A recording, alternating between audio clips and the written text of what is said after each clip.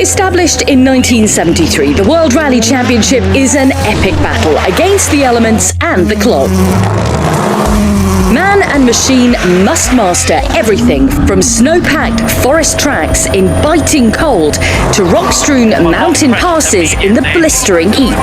The battle is intense and always spectacular. So here's everything you need to know about WRC.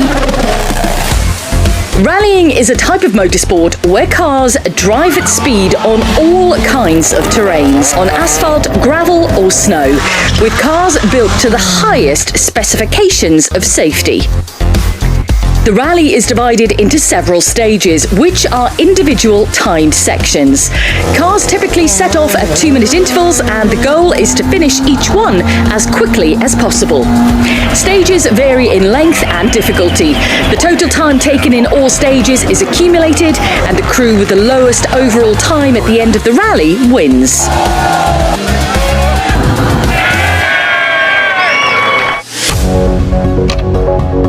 With cars covering such long distances, drivers have a co-driver to navigate and tell them what is expected on the road ahead.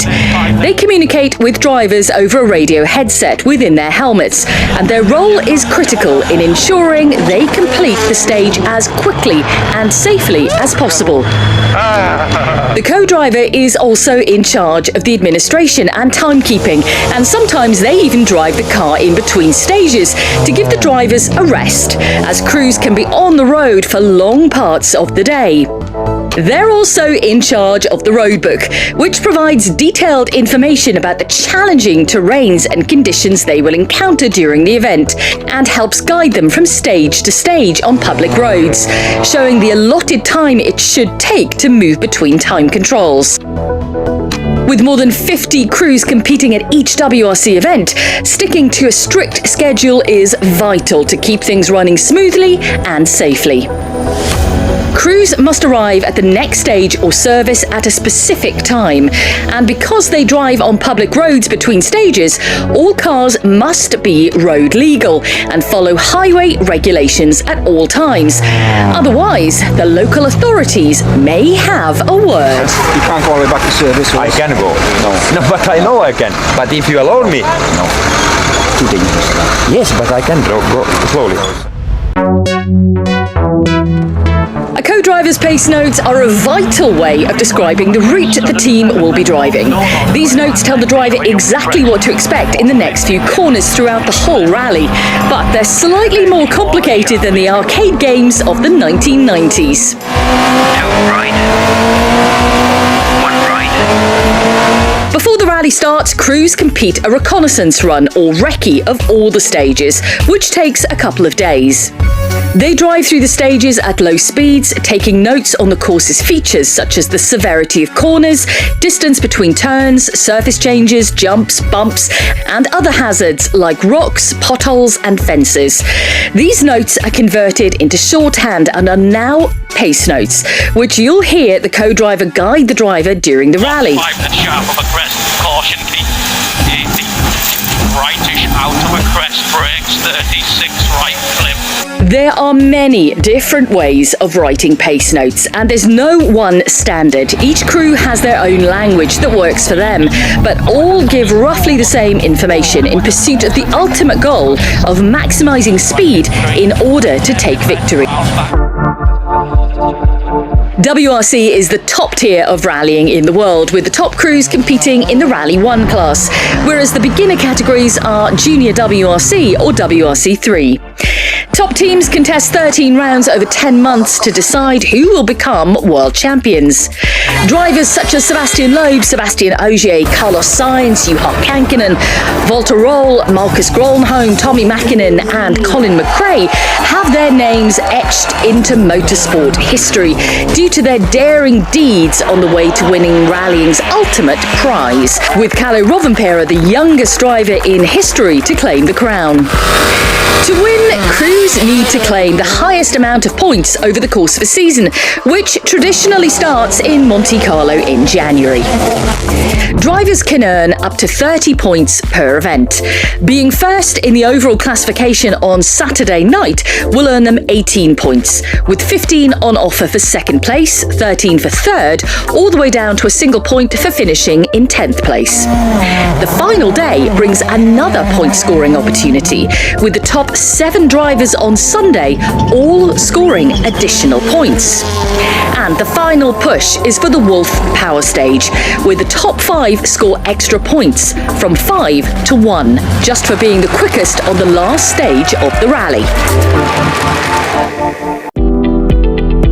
Rally 1 regulations have been specifically developed to fast forward the WRC towards a more sustainable future, with the current generation of hybrid engine cars powered by 100% fossil-free fuel, and often driving in between stages using only electric power.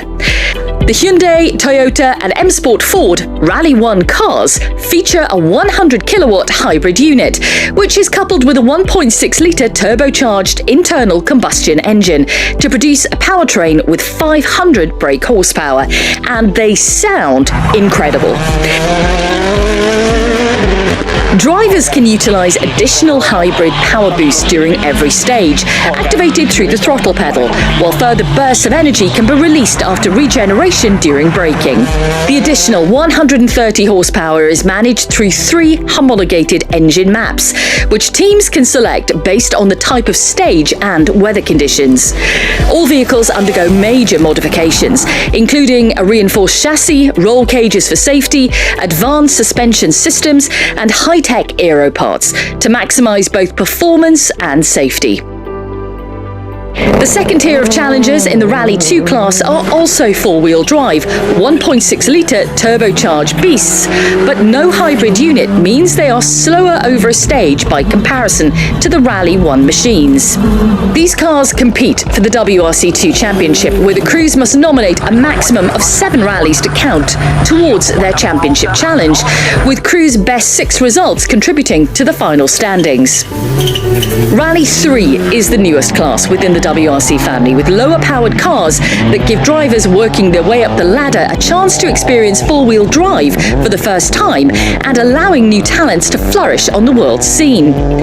Other competitions to look out for are the one-make Junior WRC Championship, where drivers under the age of 29 battle for glory over a shortened season in identical machinery, and the WRC Masters Cup for competitors over 50 that haven't lost their need for speed. There are numerous titles up for grabs across the course of a WRC season, so there's always something to fight for. All events start with a shakedown. This is the chance for the drivers to use their cars in anger for the first time on the event following the Recce, and get a feel for the road surface, where drivers are allowed to do multiple runs. This is usually followed by a ceremonial start to get the event officially underway. Then from Friday, the real competition begins, with each rally featuring a number of timed sections, known as special stages, on closed roads, over approximately 300 kilometres in distance. Stages are sometimes informally called tests, and you'll also hear groups of stages referred to as loops. This is when a set of stages are driven once in the morning and again in the afternoon, completing 2 passes of the same loop of stages in a single day. Yellow boards at the stage end precede the flying finish, the point where timing for every stage ends.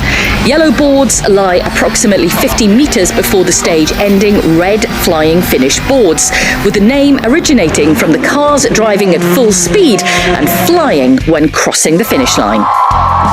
Super special stages are ones that take place in small areas and sometimes within stadiums, allowing spectators to get close to the action and see the cars going head-to-head on a closed circuit.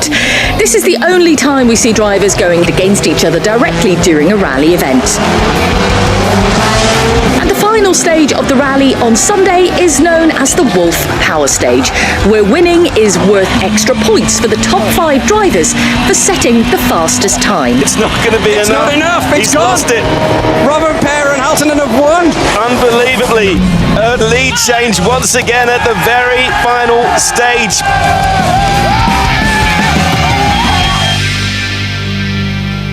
Teams are based in a service park at Rally HQ, which is accessed at the predetermined time to allow team technicians to perform mechanical work on their cars. There are usually 3 service sessions at the beginning, middle and end of the day. Service is tightly governed and time penalties are applied if a competitor exceeds the allotted time in service. At the end of each day's competition, cars are held in a secure parc fermé overnight with no access for team members. But once out on the road, crews are on their own, and should it be necessary, they have to perform repairs during stages and on the road sections. So as well as being fit, fast and well organised, crews must have a high level of technical knowledge and be first-class mechanics in order to keep themselves in the hunt for glory. The adaptability of driver and co-driver means that it's really never over until it's over. And a roadside repair may be the difference between success and failure. Road services in WRC can be critical to determining the outcome of an event.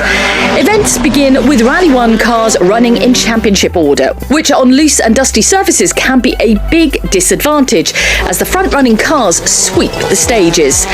This makes the road smoother, cleaner and grippier for the cars behind, allowing them to go faster and following in the preceding cars' wheel tracks. But on the tarmac and asphalt surfaces, being first on the road can be advantageous for the opposite reasons. As more cars pass through the stage, mud and gravel is deposited onto the surface, making it more slippery and easier to make a mistake. Regardless of the surface, the final 2 days see the Rally 1 cars switch to running in order of the event classification. So the overnight rally leaders will always be the last car on the road and the final crew to complete the power stage. Competitors who retire due to mechanical issues or accidents are allowed to restart the following day, subject to their car being safe to continue. For every special stage missed following a retirement, competitors incur a 10-minute penalty to be added to the fastest stage time in their category. This restart rule allows teams to continue the rally and still fight for points. Drivers have fought back from early misfortune to podium positions and are still eligible to earn power stage points on Sundays. Rallying is both a marathon and a sprint. Every round of the WRC season will be broadcast around the globe with live coverage of every stage and full onboard footage available from all the top cars, streamed direct to your chosen device on Rally TV. So there's no excuse to miss all the highs, lows and adrenaline-pumping, physics-defying action of the world's most spectacular motorsport.